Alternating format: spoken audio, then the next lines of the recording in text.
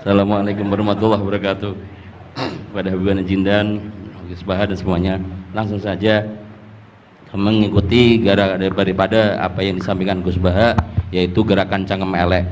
Alhamdulillah tempat kita di daerah Bogor khususnya bertempat yang berseberangan dengan beberapa faham yang macam-macam, dan itu mustajab gerakan Cangkem Elek untuk menghadapi mereka ngoten Gus. Terus kulot ya nyuwun ijazah terus mewakili sedaya, dan yang kami kalih mumpung teng mriki kan ingkang didhawuhaken Gus Bawau fasilitas dinggo fasilitas nyuwun fasilitas ijazah ngrungokke tafsir Jalalain ingkang teng YouTube. Terus nyuwun ijazah ingkang kathah niki, ambil jasa yang banyak, fasilitas dari apa yang jadi tadi disebutkan beliau, fasilitas, masyhad dan semuanya. Jadi kita memiliki cara fikir yang enteng, yang enak. Dan mumpung wonten ijazahipun, nggih kula suwun ngoten Gus Bang. Ngoten cekap semanten. Assalamualaikum warahmatullahi wabarakatuh.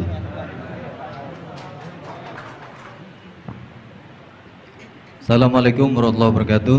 Gus Pak, saya Nawawi Bahrudin. Kalau secara organisasi saya dari PCNU Kota Tangerang. Saya Mustasar. Bersyukur sekali saya bisa berjumpa dengan Gus Baha dan Habib Jindan, yang beliau ini keduanya adalah idola saya. Kalau boleh ngaku, saya ini ngaku sebagai santri kalong virtual via YouTube Gus Baha dan Habib Jindan. Jadi apa namanya, sejak kecil saya ini dididik secara tradisi tasawuf yang agak tersangat keras begitu ya. Kalau saya boleh cerita nih, ada ponakan saya nih Ustaz Samsuri, kami tuh keluarga besar kami tidak ada yang dulu miara TV Gus, televisi nggak ada, bunga bank juga susah gitu, musik itu haram, speaker ini juga haram nih dulu. Nah perkembangannya kemudian sampai semakin besar, ada idola-idola kami yang agak keras begitu melontarkan kritik kepada pemerintah, yang kemudian itu membuat saya galau gitu ya, kenapa ulama-ulama kita bersikap terhadap pemerintah keras memberikan kritik. Nah saya menemukan jawaban bertemu dengan Habib Jindan via YouTube tentunya dulu ya, walaupun saya kebetulan pernah juga silaturahim, kemudian juga dengan Gus Baha. Ini ada perspektif yang berbeda gitu ya, antara relasi ulama dengan umaro. Pendekatannya itu tidak yang kritik, yang bukan sekedar kritik tapi adalah menghujat. Nah ini saya temukan formula yang sangat menjawab kebutuhan saya pribadi, sehingga istri saya ini udah mulai cemburu sama Gus Baha karena saya terlalu sering nonton YouTube Gus Baha. Gitu. Nah yang kedua soal sanad ya, salah satu bukti saya pernah dengar cerita Gus Baha, agama itu adalah bir riwayah, oleh karena itu perlu sanad. Nah saya merindukan bersanad dengan Gus Baha nih, tapi kan saya bukan santri yang secara langsung, oleh karena itu dalam kesempatan ini saya ingin minta rukhsah sebetulnya Gus dan Habib, kami ini kalau boleh mewakili diakui sebagai murid Gus Baha, bisa bersanad walaupun dalam pertemuan tatap mukanya saat ini aja baru. Mudah-mudahan ke depan bisa dilanjutkan. Terima kasih Gus. Assalamualaikum warahmatullahi wabarakatuh. Nggak apa-apa Ustaz, sahabat aja sekali ketemu Nabi langsung jadi sahabat kok. Baik, Gus Baha barangkali duluan. Kiai Abdurrahman Sahal, Kiai Ustaz Nawawi. Gus yang bagian ngeleng-ngeleng. Iya, apa saya Gus? Iya. Begini ya, masalah cangkem elek tadi ya. Bakat tuh sampean? Sudah, alhamdulillah sudah bakat. Karena kalau lewat Habib Jindan tidak pantas, beliau biar sempurna saja, tidak usah sanad itu.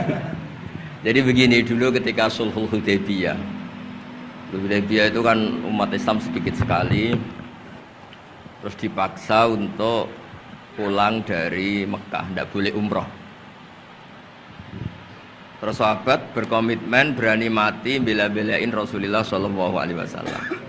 Ketika berani mati ini digojlok sama orang musyrik. Jangan-jangan setelah kami perang betul, kamu meninggalkan Muhammad. Ini yang omongannya orang musyrik. Abu Bakar, itu semua ulama tahu kalimat itu, cuma tidak usah diterjemah. Umsus bidrollat katanya. Itu padahal Abu Bakar yang ngertikan itu.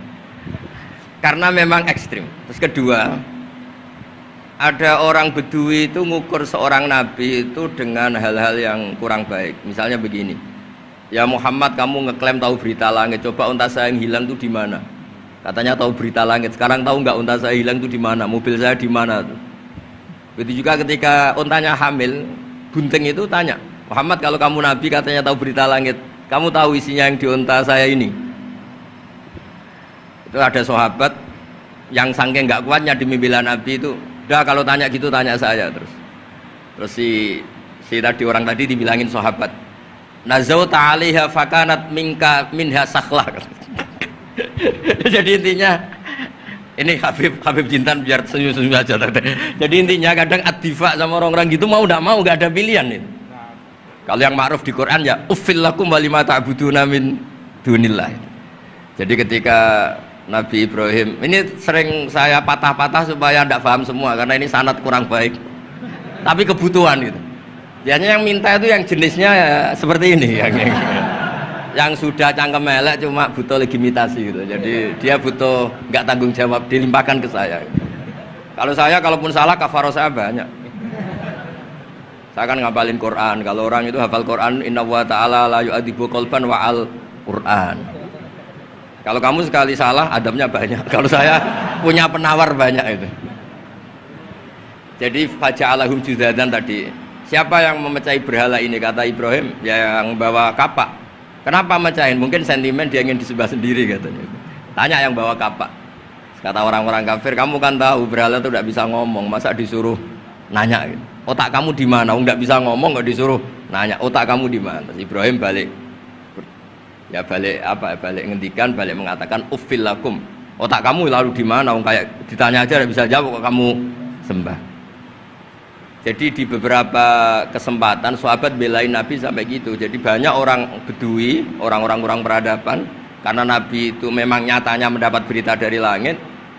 Mereka terus itu dijadikan alasan. Unta saya hilang di mana Muhammad? Ini di mana? Unta saya ini hamil itu bentuknya kayak apa? Katanya kamu tahu berita langit. Masa gini aja enggak tahu? Ya terus tadi. Saya enggak tahu sahabatnya mungkin kayak jenengan enggak tahu saya. Terus dia ambil, udah tanya saya aja. Nazauta 'alaiha fakanat minka minha sakhlah. Nazauta itu sudah paling anaknya ya, kayak kamu lah, kamu yang nazauta 'alaiha, enggak usah diterjemah nazauta 'alaiha itu. Tapi potongan-potongan gini tahu kira nazauta 'alaiha itu kayak. Artinya ya memang dalam banyak hal memang nggak bisa dihindari hal-hal seperti itu. Ya tapi tentu yang suasananya ilmiah bukan hadzun nafsi ya, suasananya yang ilmiah bukan apa? Hadun nafsi. Karena kadang-kadang memang mau tidak mau kayak ya tadi orang-orang yang menghujat Nabi, orang-orang yang apa itu. Kadang-kadang paling efektif itu ya jawab seperti itu. Ya, jawab seperti itu. Itu sudah berapa tadi? 3 kan? Nah, itu bukti bahwa kadang-kadang itu nggak ada pilihan dalam menjelaskan. Ya, tidak ada pilihan dalam menjelaskan. Ya, maksudnya seperti itu, tapi tidak tahu saja. Daripada anggap bibitan kan kasihan. Saya aja yang jawab. Nah, terus tadi yang Jalalain rutin sanad saya memang sebetulnya kalau saya boleh milih di mana-mana sanad tuh ngajinya utuh. Saya dulu ngaji Mbah Mun itu mulai Jamul Jawami, Fathul Wahab banyak.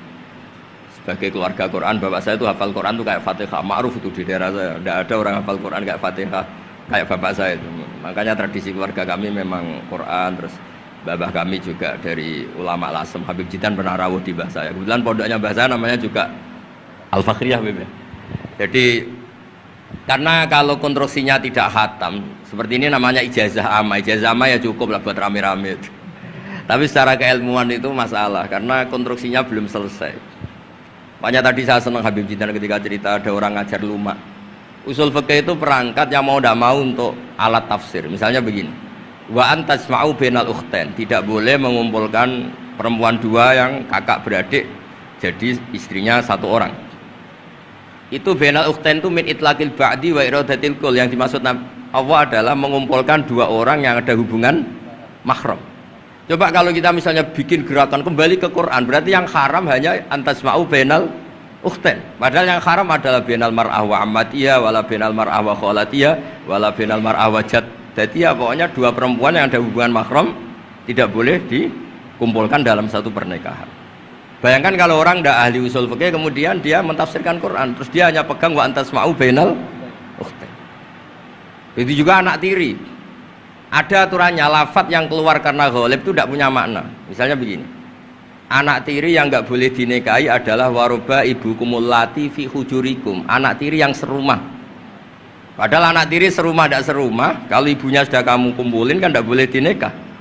Lalu kata fi hujurikum di sini adalah yakhruju makhrujal ghalib. Ya umumnya anak tiri itu serumah, tapi bukan punya ikatan apa? Hukum.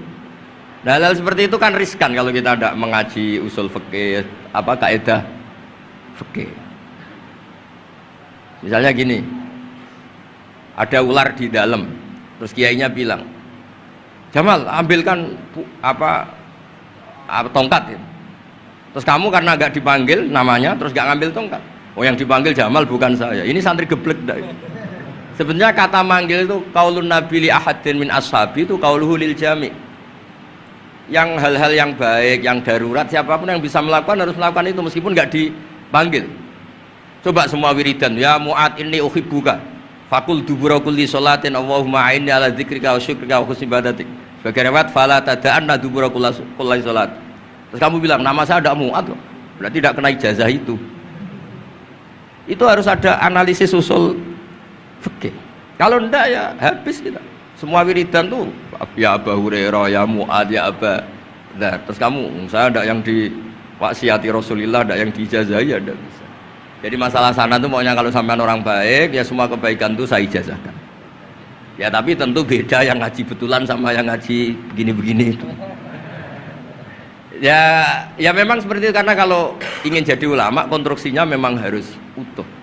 Karena tadi ada usul fikih, ada kaidah fikih, ada macam-macam kayak tadi wa antasma'u bainal ukhtain. Itu ya zaman Nabi Sugeng sudah nambahi wala bainal mar'ati wa amatiha.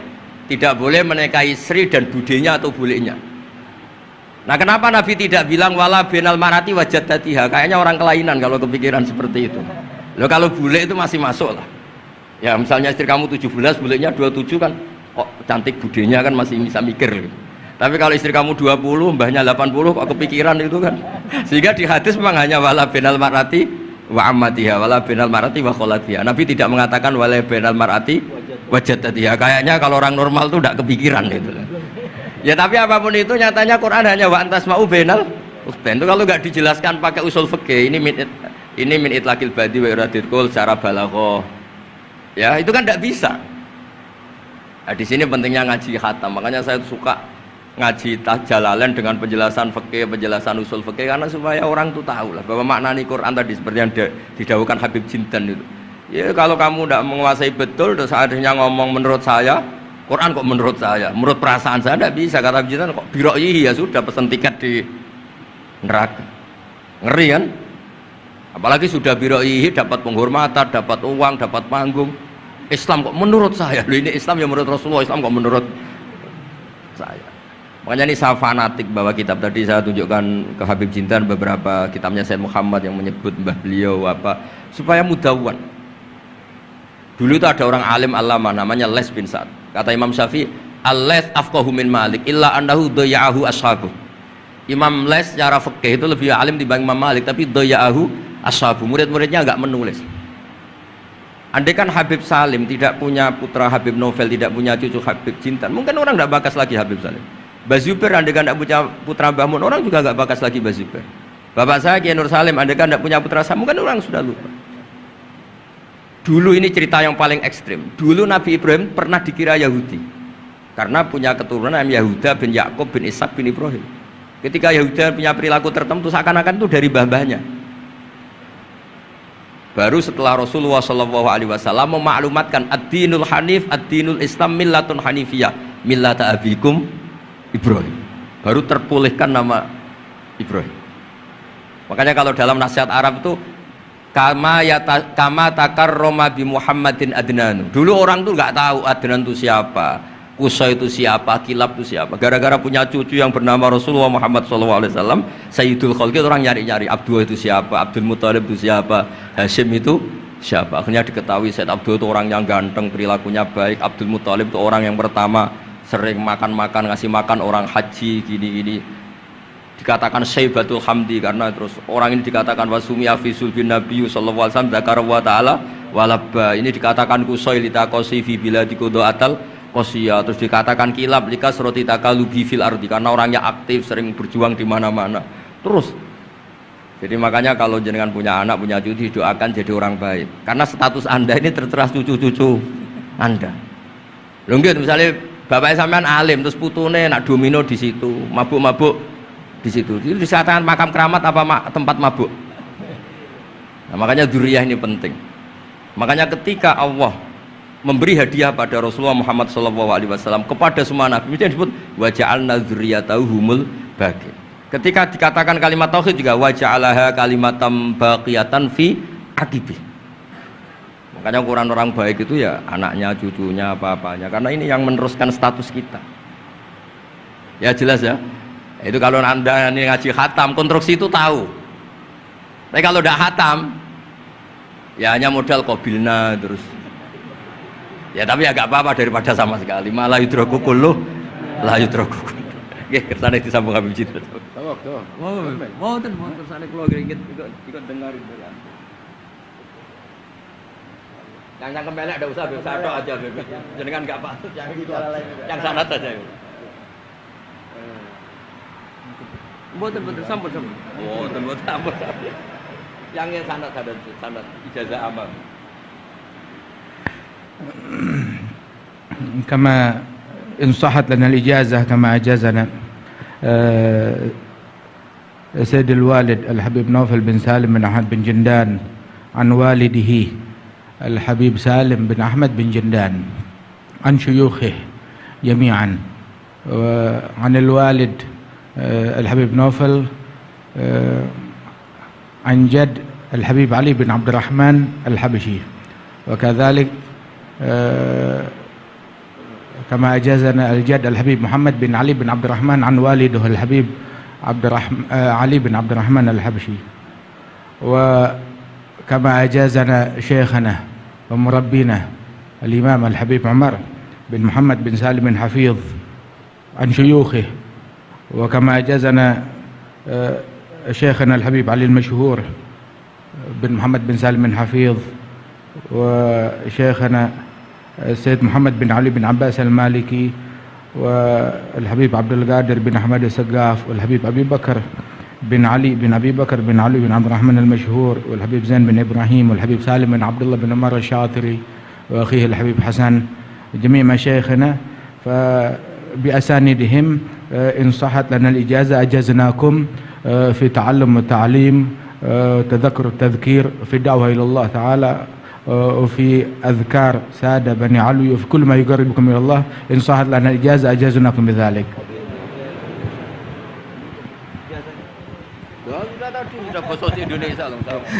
Jadi ijazahnya Gus Baha pakai bahasa Indonesia kan. Jadi kita belum qabil tuh tadi.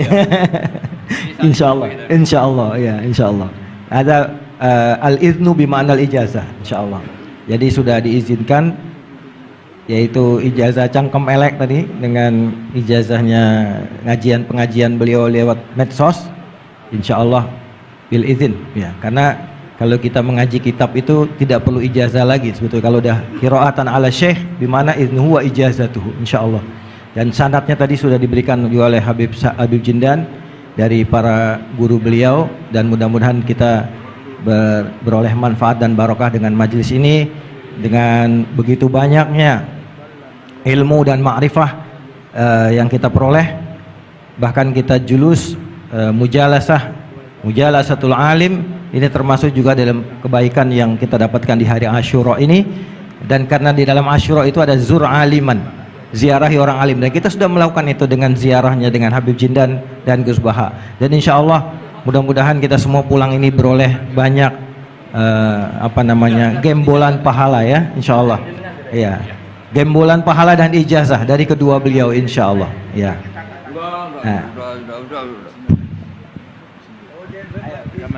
Ya. Ajazatuhum kama ajazalana syekhuna wa syekhu syekhina Muhammad bin Zubair wa aslafuhu ila Rasulillah sallallahu alaihi wasallam.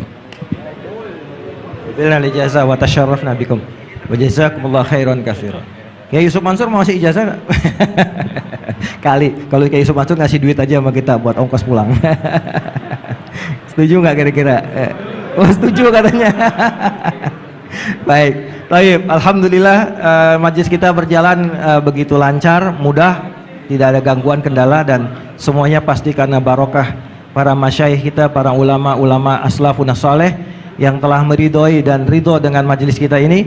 Kita doakan guru-guru kita yang ada di depan ini, beliau-beliau semoga selalu diberikan sehat, panjang umur dalam doa, dalam memberikan manfaat dan ilmunya kepada kita semua, dan menjadikan kita semua yang ada di majelis ini juga selalu menjadi tullabul ilm yang istiqomah, yang selalu meneruskan, insya Allah kita teruskan kepada generasi penerus kita, anak-anak cucu kita dalam tradisi keilmuan ahlu sunnah wal jamaah yang insya Allah akan selalu eksis di bumi Nusantara ini. Amin ya rabbal alamin. Saya sebagai moderator mohon maaf jika ada kalimat yang keliru dan salah. Kita akhiri dengan membaca subhanakallahumma wa bihamdika asyhadu an la ilaha illa anta astaghfiruka wa atubu ilaik. Dan sebelumnya ada pemberian cindera mata oleh Yayasan Fakhriyah kepada Gus Baha dari Habib Jindan.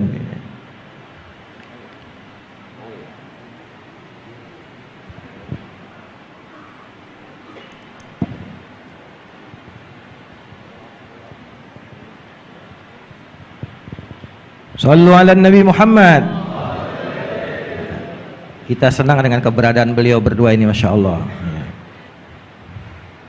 Dan yang kedua dari Majelis Silaturahim diserahkan oleh Ustadz Mustafa Ismail. Fadhal, silakan.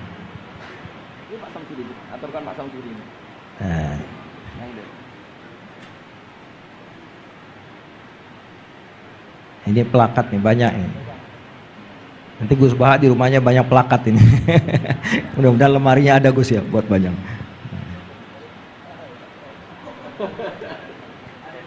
Buat Habib Jindan juga dan buat Gus Baha. Baik.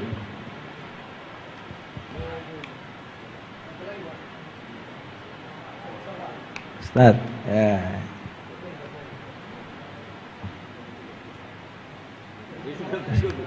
Nah, saking girangnya sama Gus Baha sampai lupa plakatnya mesti kasih. Salaman duluan, plakatnya belum. Baik. Baik, alhamdulillah, alhamdulillah. Alhamdulillah kita tutup majelis kita dan sekali lagi kami mohon maaf atas segala kesalahan dan kekurangan. Adanallahu wa iyyakum ajmain. Kita setelah ini ada majelis rohah nanti dipandu oleh MC dan saya sebagai moderator pamit diri dan assalamualaikum warahmatullahi wabarakatuh.